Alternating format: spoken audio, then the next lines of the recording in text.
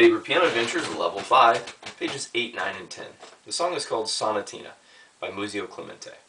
Let me play the song first once, and then we'll go through it piece by piece. Let's take a listen.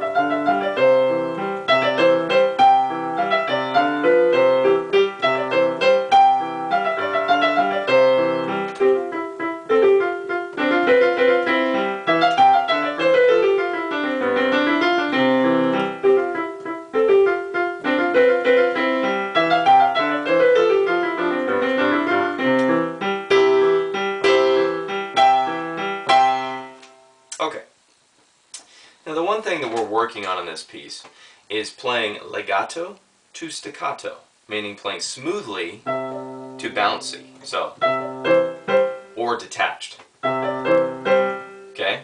So you want to work on your left hand keeping this nice and legato, while the right hand's playing staccato, so, okay, so try to blend these left hand notes while you're bouncing this.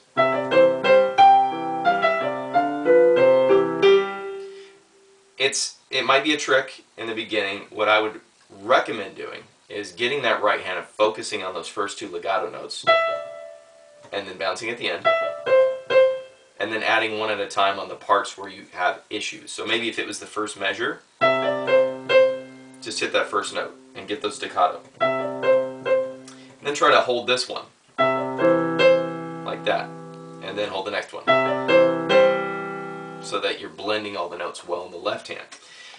You might have to do it slow and you might have to do it piece by piece, but it's very important that you have that separation.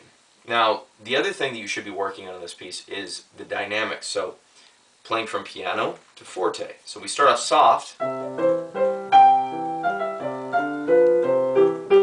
Now, on this piano I couldn't play too soft, otherwise you might not hear it through my camera. It's kind of a cheap camera.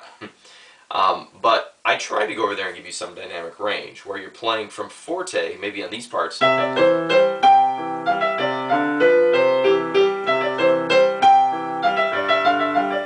then going,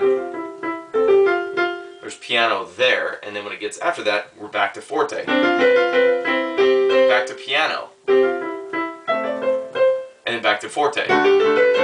So you want to be able to control the range of the piece as you're playing. You can't just sit there and play it square all the way across at one volume. That's not going to give you any type of expression as you play the piece.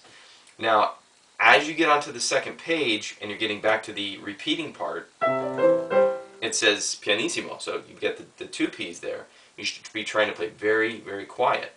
So that's at the end of the part that comes down,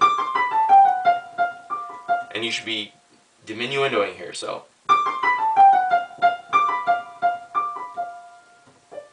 And then going into this next part, really quiet. Near the end of that part, when it starts to repeat to the, now we're back to forte.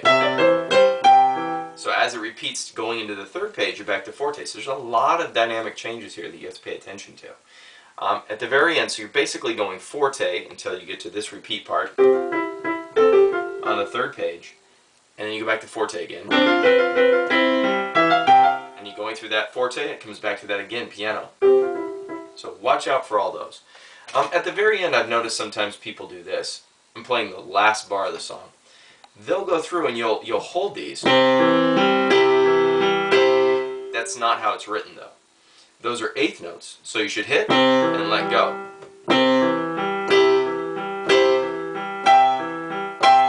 You can hold out that last note a little bit because that's a quarter, so watch out for that. What happens is we start focusing on the legato so much that we forget that there are rests after those, and those are just eighth notes. So if you start doing that, it's not a huge deal, but try to pay attention to every single detail in this piece. If you're one of my students, I know this might take a couple weeks depending on your practice regimen, so be diligent. And the other thing is make sure that you do things like it says on the very first page. Play hands together slowly, but you should be working on hands separate in the beginning anyway to get everything perfect, meaning the articulations, the legato to staccato touch. Okay, hopefully that's enough information. Good luck with Sonatina.